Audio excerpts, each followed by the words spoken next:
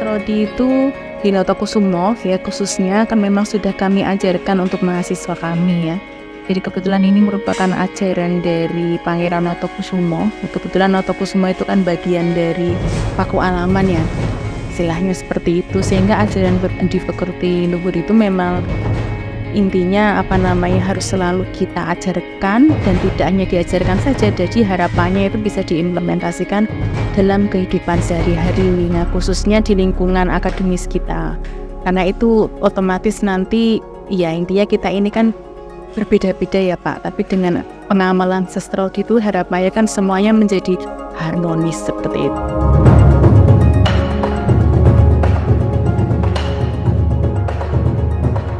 Kami di lab sendiri itu kan punya SOP gitu kan, paling enggak ya SOP-nya salah satunya yang paling mudah sekali yang harus wajib itu ditaati mahasiswa adalah ketika masuk lab itu wajib menggunakan baju putih-putih, ataupun kalau misalnya dia tidak menggunakan seragam putih-putih tapi harus menggunakan jas lab gitu ya. Nah ini kan salah satu juga pengamalan dari sestrodi gitu kan ya, pengamalan dari larat gitu, jadi tidak melanggar larangan gitu kan.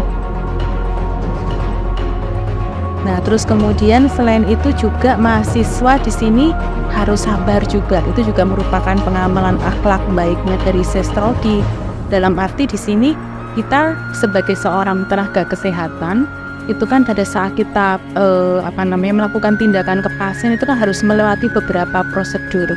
Nah di lab itu kita ajarkan bagaimana mahasiswa itu melakukan komunikasi terlebih dahulu sebelum melakukan tindakan ke pasien ya, intinya memperkenalkan diri, menjelaskan apa yang akan dilakukan sampai nanti pada fase kerja dan sampai terakhir terminasi pun tetap komunikasi itu harus dilakukan. Jadi apapun itu yang dihadapi dengan pasien berbagai macam karakteristik, mahasiswa harus kita ajarkan untuk bersabar.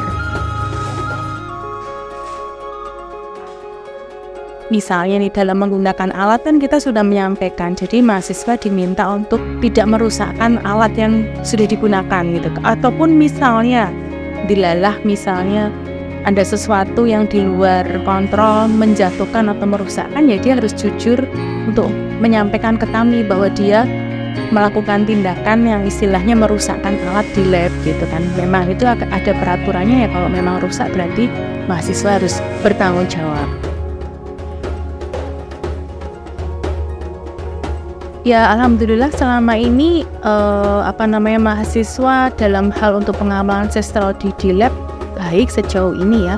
Mereka tertib, kemudian ketika misalnya mau menggunakan lab pasti akan mengkomunikasikan dulu kepada kami apakah nanti ketersediaan ruang lab itu bisa untuk pembelajaran mereka, karena kami di lab itu kan selain belajar dengan dosen juga belajar secara mandiri. Itu pasti mereka akan sesuai dengan jadwal yang sudah kami tetapkan, termasuk juga peminjaman alat itu juga ada prosedurnya, ada istilahnya peminjaman dan pengembalian tuh pasti akan kami cek gitu kan, bagaimana alat yang tadi sebelum dipinjam tuh kondisinya seperti apa, sesudah dipinjam seperti apa, itu kita tetapkan juga kepada mahasiswa. Jadi sih selama ini sejauh ini baik.